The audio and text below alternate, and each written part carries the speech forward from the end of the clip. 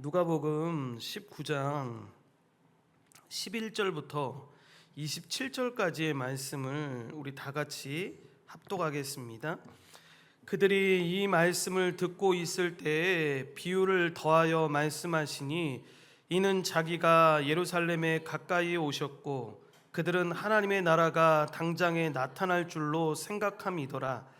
이르시되 어떤 귀인이 왕위를 받아가지고 오려고 먼 나라로 갈 때에 그 종 열을 불러 은하 열 문화를 주며 이르되 내가 돌아올 때까지 장사하라 하니라. 그런데 그 백성이 그를 미워하여 사자를 뒤로 보내어 이르되 우리는 이 사람이 우리의 왕됨을 원하지 아니하나이다 하였더라. 귀인이 왕위를 가지고 돌아와서 은하를 준 종들이 각각 어떻게 장사하였는지를 알고자 하여 그들을 부르니 그 첫째가 나와 이르되 주인이여 당신의 한 문화로 열 문화를 남겼나이다. 주인이 이르되 잘하였다 착한 종이여 내가 지극히 작은 것에 충성하였으니 열 곳 권세를 차지하라 하고 그 둘째가 와서 이르되 주인이여 당신의 한 문화로 다섯 문화를 만들었나이다. 주인이 그에게도 이르되 너도 다섯 고를 차지하라 하고 또 한 사람이 와서 이르되 주인이여 보소서 당신의 한 문화가 여기 있나이다. 내가 수건으로 쌓아 두었었나이다.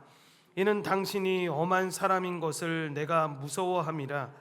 당신은 두지 않는 것을 취하고 심지 않는 것을 거두나이다.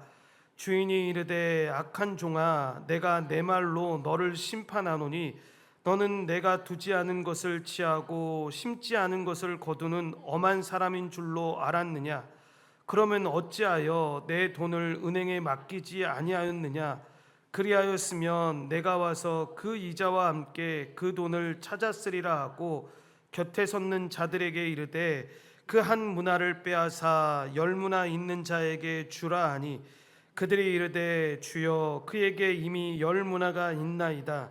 주인이 이르되 내가 너희에게 말하노니 무릇 있는 자는 받겠고 없는 자는 그 있는 것도 빼앗기리라.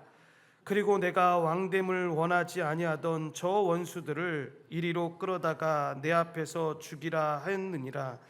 아멘.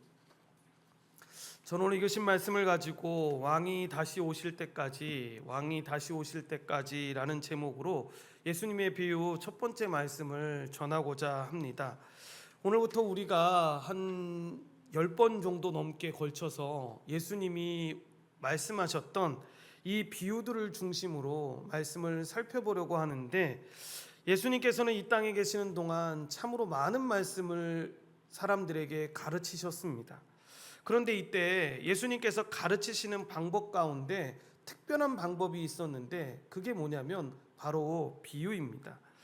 그렇게 예수님께서는 여러분도 한두 번씩 들어보셨을 만한 이 농부와 포도원, 잃어버린 동전, 결혼잔치처럼 여러분 사람들이 일상에서 쉽게 접할 수 있는 것들을 가지고 하나님 나라와 복음의 진리를 가르치셨습니다.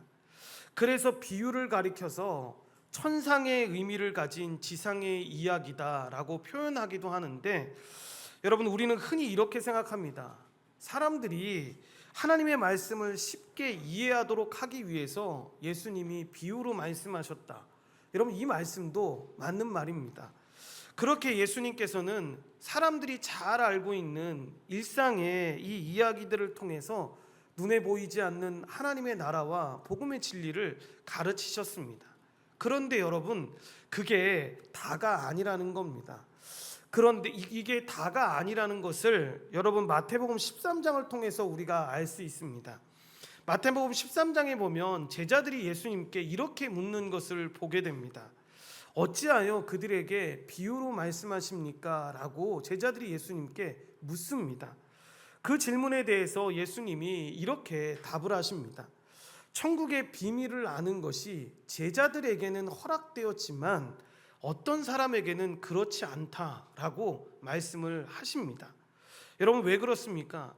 비유가 단순히 이야기만을 말하는 것이 아니라는 거죠. 우리의 마음을 드러내기 때문입니다.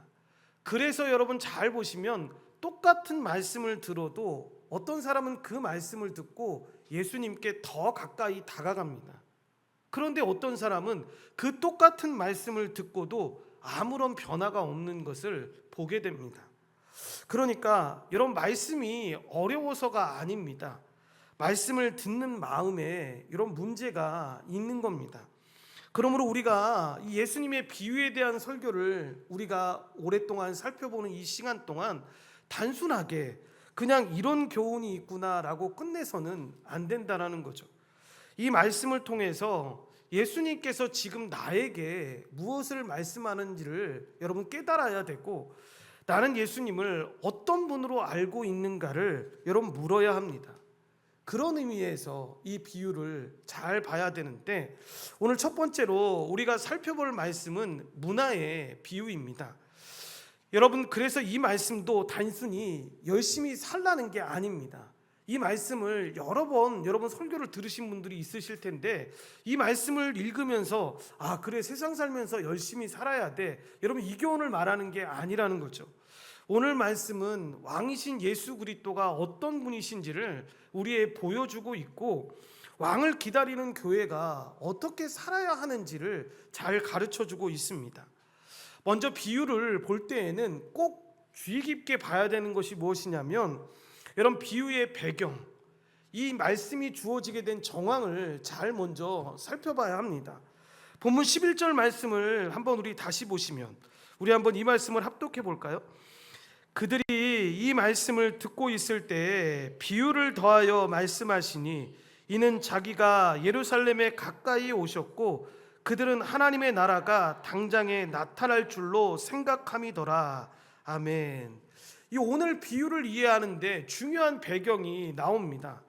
당시 사람들은 여러분, 예수님께서 예루살렘에 들어가시면 하나님의 나라가 당장 나타날 것이다라고 생각했습니다. 그러니까 여러분, 우리가 그냥 쉽게 생각하는 예루살렘은 한 도시를 그냥 뜻하기 위해서 예루살렘에 갔다, 이 이야기를 말하는 게 아닙니다. 다윗 왕의 수도이기도 하고, 여러분, 성전이 있는 곳이며 메시아의 그 영광이 나타나는 곳이다라고 그 당시의 사람들은 생각을 했었습니다. 그러니까 예수님께서 지금 예루살렘에 가까이 오셨다, 이 이야기를 여러분 이들이 들을 때의 반응은 뭐였냐면, 예수님께서 이제 예루살렘에 들어가시면 이제 우리의 왕이 되시는 것인가, 이제 로마의 압제에서 우리는 영원히 해방되는 것인가 라는 생각을 자연스럽게 하게 됐던 거죠. 더 깊이 들어가서는 다윗의 왕권이 회복되고 하나님의 나라가 시작되는 것 아닌가라는 생각을 그들 가운데 했던 것입니다. 당시 사람들은 자신들이 원하는 왕을 기다리고 있었습니다. 그런데 예수님께서 예루살렘에 들어가셔서 하셨던 일은 그들이 원했던 게 아니었죠. 그들이 생각했던 것과는 너무나 다른 일을 하게 됩니다. 여러분, 그들이 기다렸던 메시아 왕은 어떤 왕이었습니까? 정치적인 왕이었고 자신들에게 영광을 가져다 줄 그 왕을 기대했었습니다. 그런데 예수님은 어떠셨습니까? 왕이 되기 위해서 십자가를 피하고, 여러분, 인간의 그렇게 권세 있는 왕이 되었던 것이 아니라 왕이 되시기 위해서 여러분 십자가를 지시는 것을 보게 됩니다. 이렇게 사람들은 로마를 무너뜨리는 이 정치적인 왕을 기대했지만, 예수님께서는 죄와 사망의 권세를 무너뜨리는 왕으로 오셨습니다. 그러니까 그들의 입장에서는 자신의 나라를 다시 회복시킬 그 왕을 원했지만, 예수님께서는 죄 가운데 있는 자기 백성을 구원하시는 왕으로 오셨다라는 것입니다. 이렇게 사람들이 생각하는 하나님 나라와 예수님께서 생각하시는 하나님 나라는 전혀 달랐습니다. 그리고 두 번째로 이 비유를 이해하는데 중요한 사건이 우리가 읽었던 11절 이전의 말씀에 나옵니다. 그 말씀이 뭐냐면 바로 삭개오 사건입니다. 그러니까 1절부터 10절까지 나오는 사건이 삭개오 사건인데, 여러분, 본문 11절의 시작이 어떻게 시작됩니까? 그들이 이 말씀을 듣고 있을 때라고 이야기하지 않습니까? 이게 무슨 말이냐면 삭개오 이야기, 삭개오의 말씀을 듣고 있을 때였다라는 거죠. 그러니까 삭개오가 어떤 사람입니까? 세리장이었는데, 이 세리장이 어떤 자리냐면 강제로 사람들의 세금을 착취하는 일에 책임자였습니다. 그러니까 이스라엘 백성들의 입장에서 보면 이 삭개오는 정말 미워할 만한 사람이었던 거죠. 그런 사람을 예수님이 만나 주신 겁니다. 그리고 그저 만나는 것에 그치지 않고 그의 집에 들어가게 됩니다. 그러니까 사람들이 여러분 이 수군거리기 시작하는 거죠. 죄인하고는 대화조차 말아야 되는데 그의 집에 들어가서 유하겠다라고 하시니까 여러분 그들의 입장에서 보기에는 당황스러웠던 겁니다. 그런데 예수님은 그들의 입장을 아랑곳하지 않고 여러분 이런 말씀까지 하십니다. 오늘 구원이 이 집에 이르렀다라고 말씀을 하십니다. 여러분 얼마나 놀라운 말씀입니까? 삭개오가 주의 말씀을 들었고 그를 믿고 그의 삶이 변화되었다라는 것입니다. 그래서 삭개오가 뭐라고 이야기합니까? 내 소유의 절반을 가난한 자들에게 주겠고 만약 내가 다른 사람의 것을 빼앗은 일이 있으면 거짓되게 빼앗은 일이 있으면 4배나 갚아주겠다라고 이야기를 한다라는 거죠. 여러분 무슨 일이 일어난 겁니까? 여러분 왕이신 예수님께서 삭개오의 삶에 들어오신 겁니다. 왕이신 예수님을 만난 사람의 삶이 변화되는 것을 보여주는 겁니다. 여기에서 우리는 매우 중요한 사실을 발견하게 됩니다. 삭개오는 자신의 삶을 고치고 나서 구원을 얻은 것이 아닙니다. 예수님을 만나 여러분 구원의 은혜를 받았기 때문에 그의 삶이 변화되게 된 것입니다. 이게 정말 아무것도 아닌 것 같은데 여러분 우리가 예수 그리스도를 믿는다라고 이야기할 때 정말 빠지기 쉬운 함정 가운데 하나, 그리고 사람들이 갖고 있는 잘못된 복음의 진리 가운데 하나가 바로 이겁니다.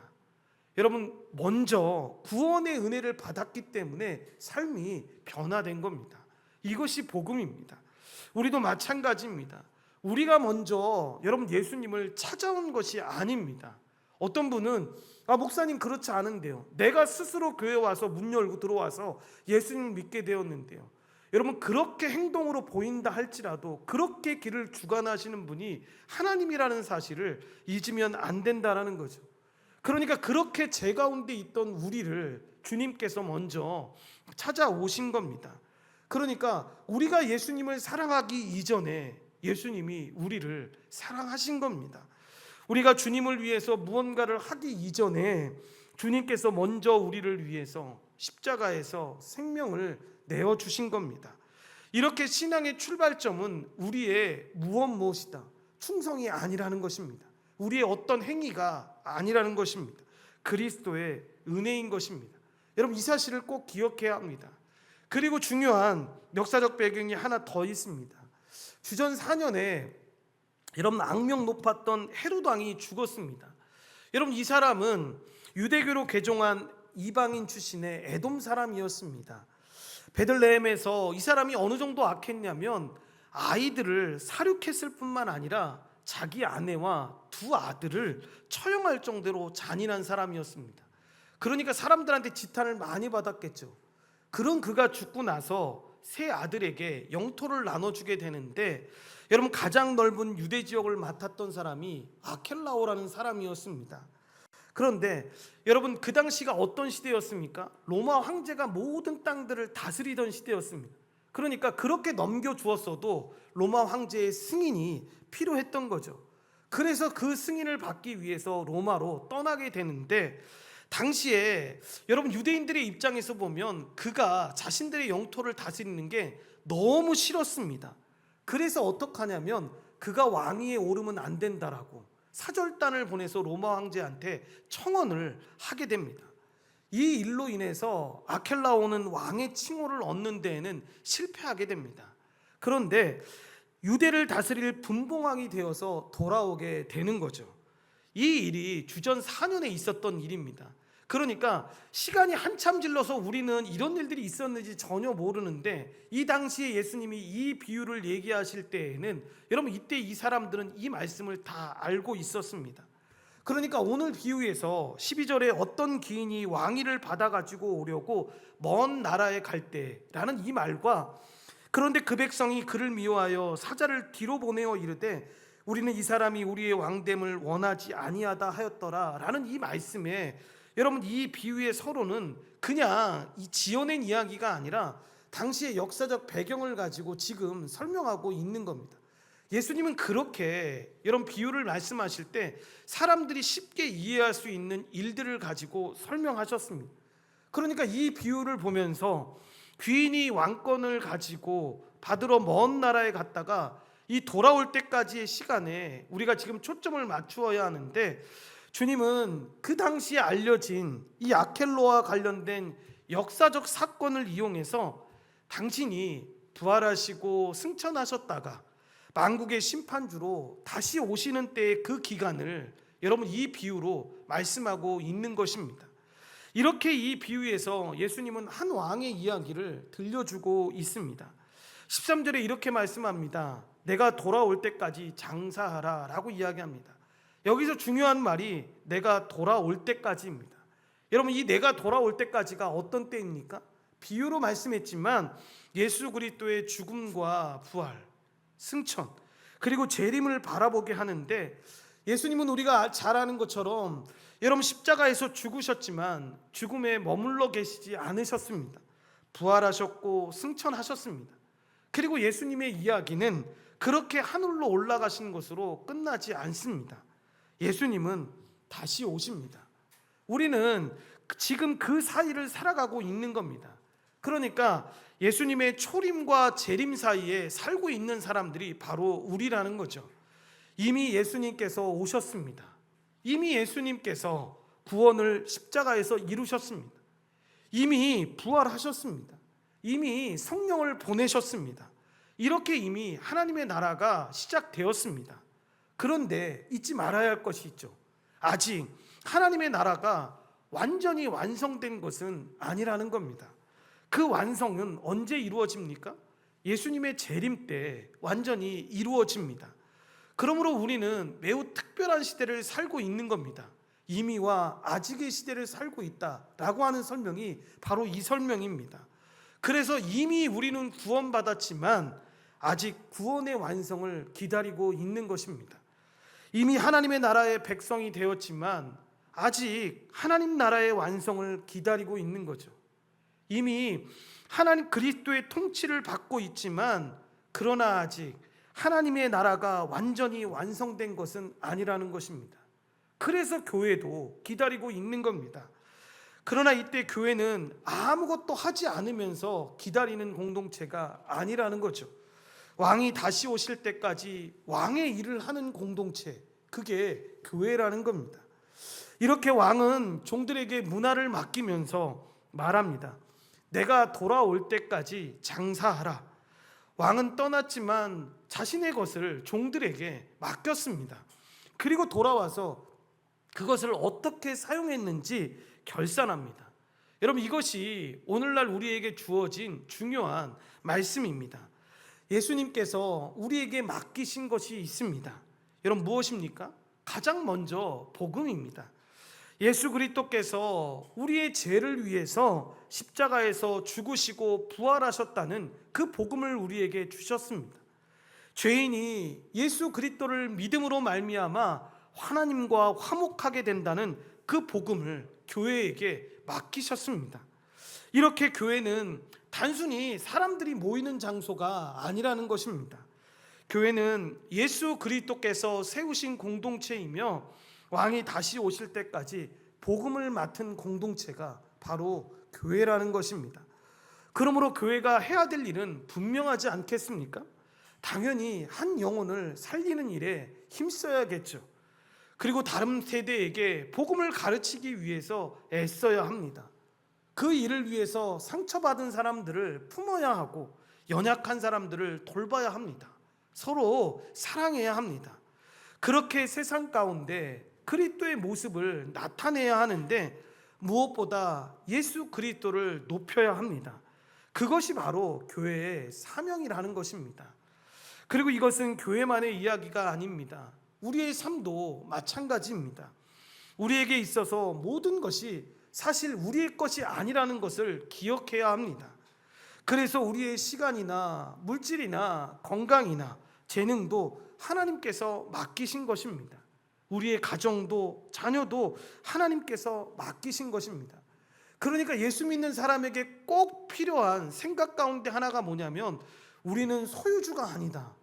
우리는 그저 청직이라는 사실을 분명하게 기억해야 합니다. 여러분, 이 사실을 깨닫게 되면 예수 믿는 사람들의 삶은 자연스레 달라질 수밖에 없습니다. 그것이 내 것이 아닌데 그것을 위해서 그렇게 목숨 걸고 살 이유가 없다라는 거죠. 그러니까 사람 마음 가운데 그런 생각이 있다면 내 돈이니까 내 마음대로 쓰겠다, 내 시간이니까 내가 원하는 대로 살겠다라고 생각할 수가 없는 거죠. 왜냐하면 그것의 소유주는 내가 아니라 주님이시니까, 그저 맡기신 것에 불과하니까. 그러면 어떤 생각을 갖게 되겠습니까? 주님께서 맡기신 것이니까 주님의 뜻대로 사용하겠습니다 라는 것이 여러분 당연한 삶의 여러분 모습이라는 거죠. 교회도 마찬가지 아닙니까? 여러분, 교회가 어려움을 당할 때 특징은 다른 게 아닙니다. 여러분, 교회는 엄밀히 말하면 우리의 교회가 아닙니다. 교회는 예수 그리스도의 교회입니다. 주님의 교회인 것입니다. 예수님께서 피로 값주고 사신 교회입니다. 그러니까 교회의 주인은 당연히 예수님이라는 사실은 너무 당연한 것입니다. 여러분, 이것을 알면 절대로 그 안에 있는 사람들이 그 누가 자기 공로를 이야기하면서 내가 교회를 위해서 이렇게 애썼는데 힘썼는데 라는 말을 할 수가 있겠습니까? 그저 주신 것을 가지고 그렇게 살았을 뿐인 것입니다. 15절부터 왕이 돌아와서 종들과 이제 결산을 하는 겁니다. 첫 번째 종이 왕에게 말합니다. 주인이요, 당신의 한 문화로 10문화를 남겼나이다 라고 이야기를 합니다. 그러니까 왕이 뭐라고 이야기를 합니까? 잘하였다, 착한 종이요, 내가 지극히 작은 것에 충성하였으니 10고을 권세를 가지라 라고 이야기를 합니다. 두 번째 종도 이야기를 하는 겁니다. 제가 주인에게 한 문화를 받았는데 이제 5문화를 남겼다고.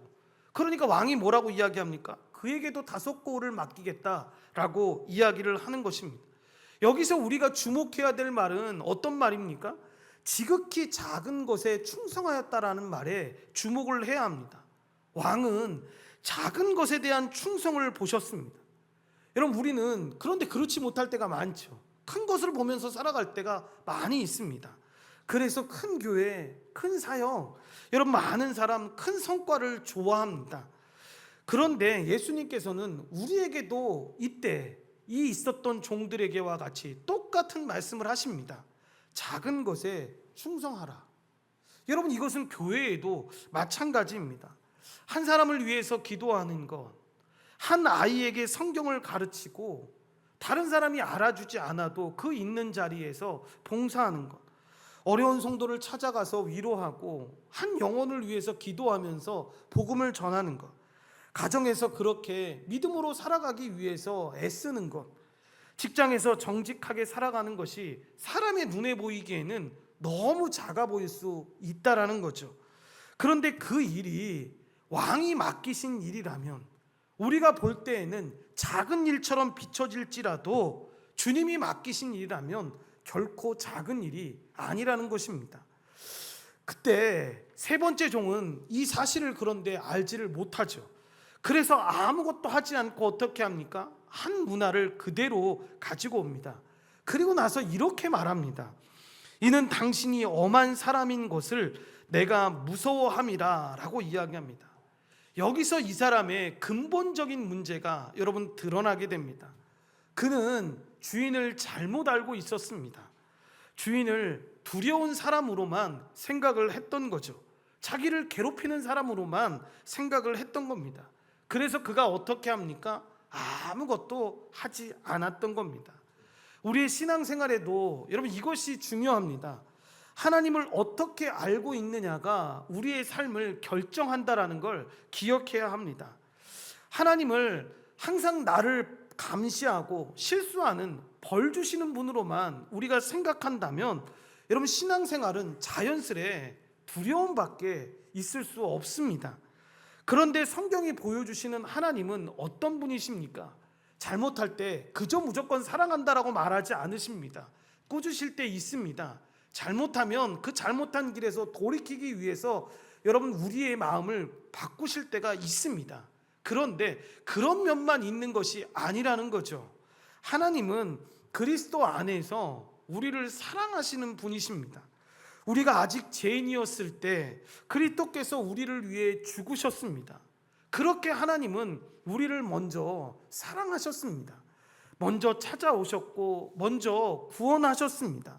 이렇게 우리의 충성이 나오는 것은 두려움에서 나오는 것이 아니라는 거죠. 은혜에서 나오는 것이라는 겁니다. 그런데 우리가 이 사실을 깨닫지 못할 때가 많이 있다라는 겁니다. 그러니까 아무리 강대상에서 말씀을 많이 전하고 여러분 우리가 말씀을 많이 보더라도 우리의 생각 가운데 이런 생각이 굉장히 많을 때가 많이 있습니다. 대표적으로 어떤 장면 중에 하나가 뭐냐면 기도 같은데 여러분 그럴 때가 있지 않습니까? 기도를 우리가 정말 많이 했는데 아니 기도를 정말 만약에 못하는 상황 가운데 있어서 못했다라고 한번 가정해 보십시오. 우리의 삶이 잘 안 풀려요. 병이 있는데 병이 잘 고쳐지지 않아요. 우리의 상황 가운데 어려움이 있는데 그 문제가 잘 해결되지 않습니다. 그럼 우리는 권면합니다. 기도하고 하나님의 말씀을 찾아서 그렇게 걸어가야 합니다라고 이야기를 합니다. 그런데 그때 우리가 생각하기 참 쉬운 함정 가운데 하나가 뭐냐면 그런데 기도를 딱 하니까 응답이 되면 우리 마음 가운데 무슨 생각을 먼저 하는 줄 아십니까? 기도하니까 하나님이 내 기도에 응답하셨어 라는 이야기를 합니다. 여러분 이 말이 반은 맞지만 반은 틀린 말입니다. 그러면 기도 안 했으면 하나님이 그걸 안 들어주시는 겁니까? 여러분 하나님의 뜻이라면 하나님의 계획 가운데 있는 일이라면 그 일은 이루어 주십니다. 그런데 우리가 항상 생각하는 게 뭐냐면 이 기도에 할 때 이 말에 여러분 위험한 점 50%가 뭐냐면 바로 그런 생각을 하는 겁니다. 내가 무언가를 하면 하나님은 이루어 주신다라는 생각을 한다는 겁니다. 여러분 이 생각이 맞는 말이기도 하지만 정말 틀린 말이기도 합니다. 이런 생각에서 시작된 생각이 뭐냐면 내가 예수를 믿었으니까 예수님이 나를 구원해 주셨지 라는 생각으로 갈 수 있다는 거죠. 그렇지 않습니다. 여러분 부모된 입장에서 자녀들을 한번 잘 보십시오. 정신 못 차릴 때에도 여러분 이 자녀에게 바른 길이 이 길이라는 걸 알면 그가 구하지 않아도 눈에 보이지 않게 얘를 바른 길로 인도하기 위해서 우리가 도와줄 때가 있지 않습니까? 이 일을 통해서 아이가 바른 길로 걸어가게끔 만들어주기를 원하는 거죠. 기도하는 게 잘못됐다라는 얘기가 아닙니다. 여러분 금요예배 오실 정도가 되면 이런 말씀 들으면 기도 안 해도 목사님 말 들으니까 하나님 그냥 응답하실 때는 응답하신대 여러분 이렇게 오해하지 않지 않습니까? 그냥 하나님의 은혜가 있으면 자연스레 더 기도하고 하나님을 찾는 과정 가운데 있게 되죠. 그런데 여러분 이때 조심해야 한다는 거죠. 우리가 무언가를 했기 때문에 이런 것들이 우리에게 임했다 이게 아니라는 거죠. 우리가 걱정하는 건 다른 게 아닙니다. 기도하지 않을 때까지의 그 마음이 얼마나 하나님을 떠났으면 그랬을까라는 생각이 드는 거죠. 정상적인 은혜 가운데 있는 삶이면 하나님의 말씀을 찾고 하나님의 은혜를 구하면서 나아가는 이 과정이 이걸 했기 때문에 축복이 왔다라고 생각하는 게 아니라 자연스레 우리 삶 가운데 임하는 것인데 그래서 우리는 이 사람에게도 은혜가 임했으면 좋겠습니다. 은혜가 그 사람을 인도했으면 좋겠습니다라고 기도하는 이유도 바로 여기에 있는 겁니다. 1절부터 10절까지 나온다고 하는 삭개오의 이야기도 바로 그런 이야기입니다. 삭개오가 어떻게 변화된 겁니까? 삭개오가 그때 막 정신 차려가지고 나 이제부터는 좀 바르게 살아야겠어 라고 예수님 믿으니까 여러분 그런 일이 생긴 겁니까? 아니죠. 구원받기 위해 충성된 것이 아닙니다. 구원을 받고 나니까 여러분 이렇게 변화된 것입니다. 교회의 모습도 마찬가지라는 거죠. 그러니까 교회는 하나님께 인정받기 위해서 열심히 일하는 사람들의 모임이 절대로 아닙니다. 이건 큰 오해입니다. 교회는 그리스도의 은혜로 구원받았기 때문에 그 은혜로 감사하여 주님을 섬기는 사람들의 공동체가 바로 교회입니다. 이렇게 하나님께 사랑받기 위해서 하나님을 사랑하는 것이 아니라는 겁니다. 이미 사랑받았기 때문에 사랑하는 겁니다. 하나님께 받아들여지기 위해 섬기는 것이 아니라는 거죠. 이미 그리스도 안에서 받아들여졌기 때문에 여러분 섬기는 겁니다. 이것이 복음입니다. 그리고 이제 마지막에서 매우 중요한 사실을 우리는 발견합니다. 왕은 반드시 돌아온다라는 사실, 예수님은 반드시 다시 오신다라는 사실을 기억해야 합니다. 그리고 그날에는 결산이 있다라는 걸 기억해야 합니다. 그때 주님께서는 우리에게 맡기신 것을 우리가 어떻게 사용했는지 물으실 것입니다. 그렇기 때문에 우리가 해야 될 질문은 내가 얼마나 큰 일을 했는가가 아닙니다. 내가 얼마나 열심히 공부해서 좋은 대학 들어가고 얼마나 열심히 해서 위대한 사람이 되었느냐, 그게 아니라는 거죠. 주님께서 맡기신 것을 얼마나 내가 충성했는가, 여러분, 이게 중요한 질문입니다. 어떤 사람에게는 그것이 가정일 수 있고, 어떤 사람에게는 그것이 자녀일 수도 있습니다. 어떤 사람에게는 그것이 직장일 수도 있겠죠. 어떤 사람에게는 그것이 교회 직분과 사역일 것이고 기도해야 될 한 영혼일 수도 있을 것입니다. 그것이 무엇이든 우리에게 중요한 것은 그것이 작다고 생각하지 말아야 한다는 것. 주님이 우리에게 맡기신 일이면 결코 작은 일이 아니라는 걸 기억해야 합니다. 이렇게 교회도 함께 충성해야 되는 겁니다. 우리는 각자 살아가는 사람들의 이 개인들의 모임이 아니라는 걸 기억해야 합니다. 우리는 그리스도의 몸입니다.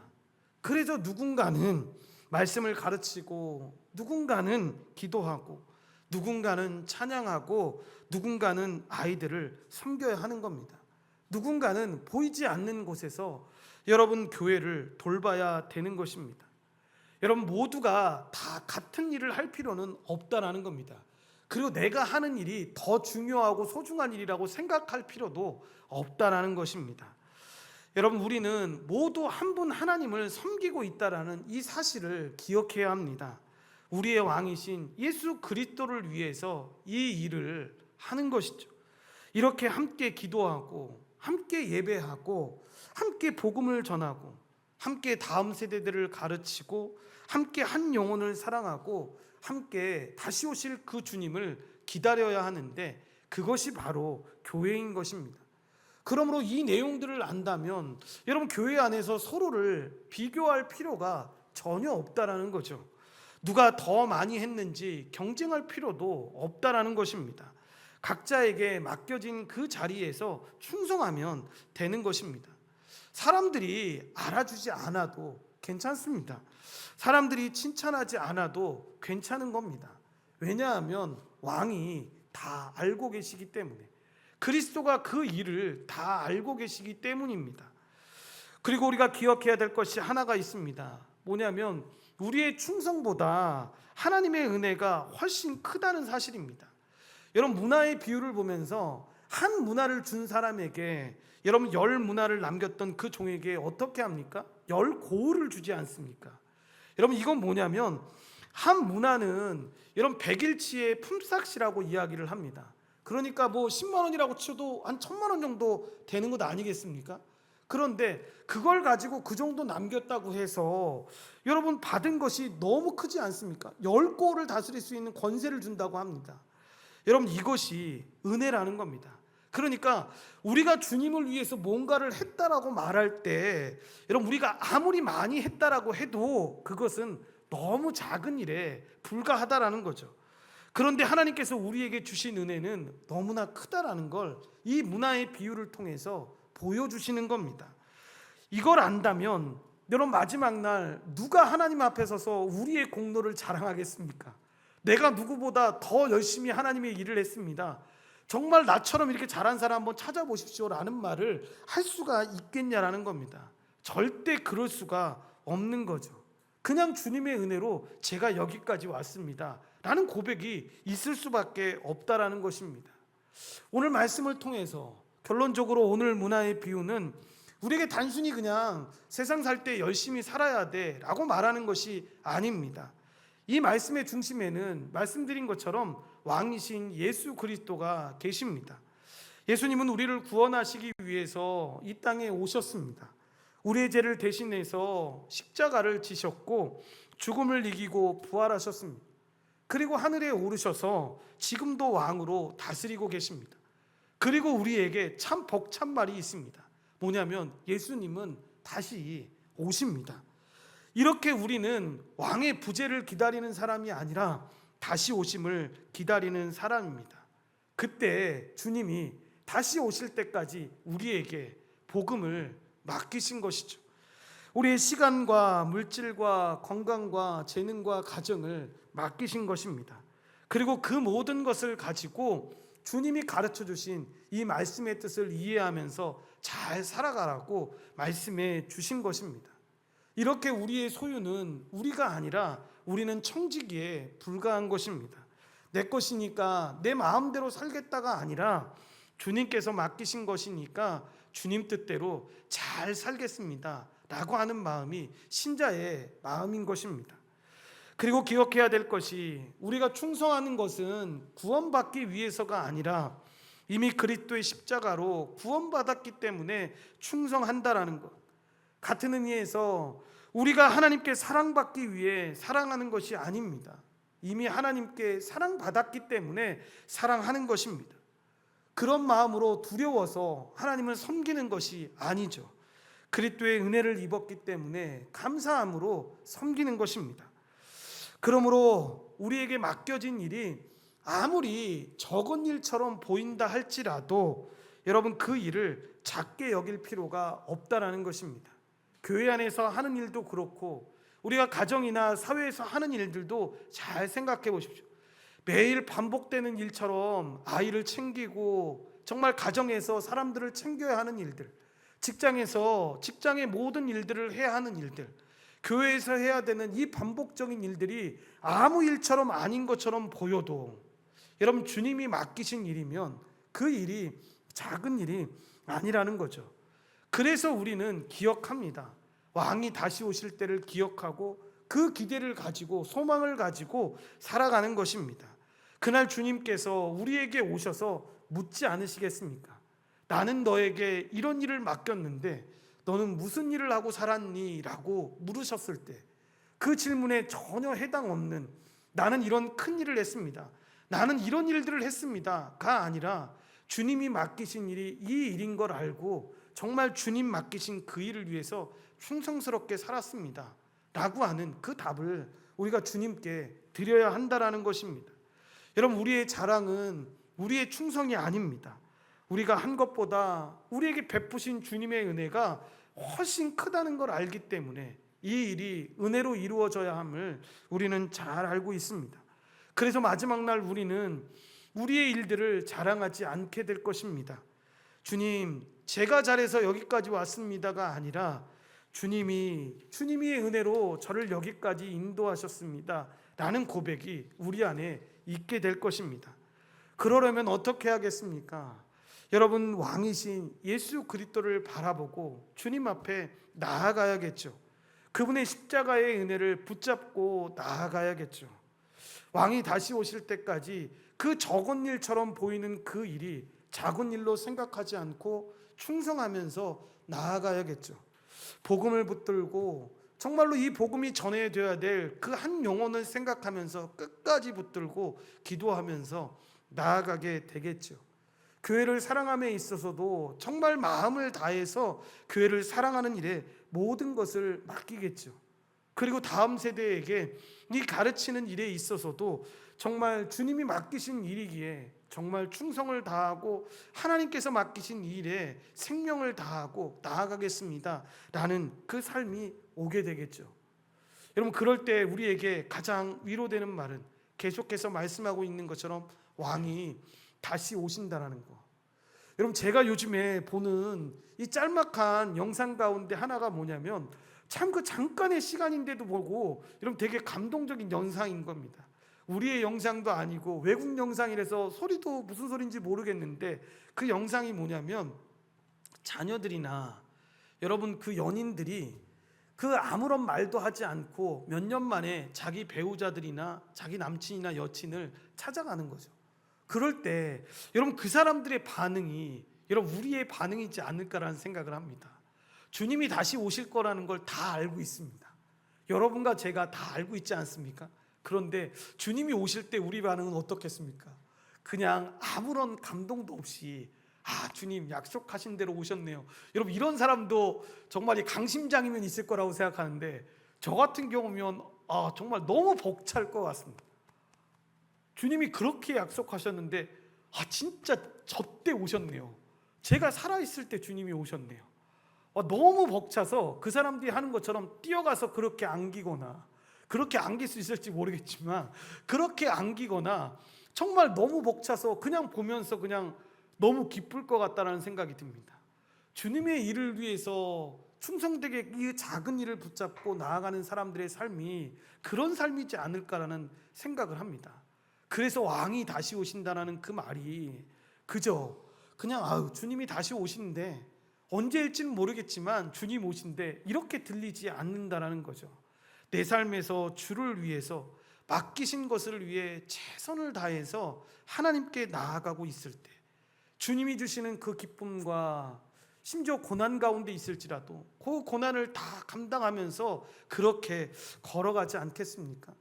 우리 온전한 교회 모든 성도들이 왕이 다시 오실 때까지 함께 충성하면서 넘어질 땐 같이 일으켜 세워주고 같이 걸어갈 수 있는 그런 은혜가 임하게 되기를 간절히 축원드립니다. 기도하시겠습니다.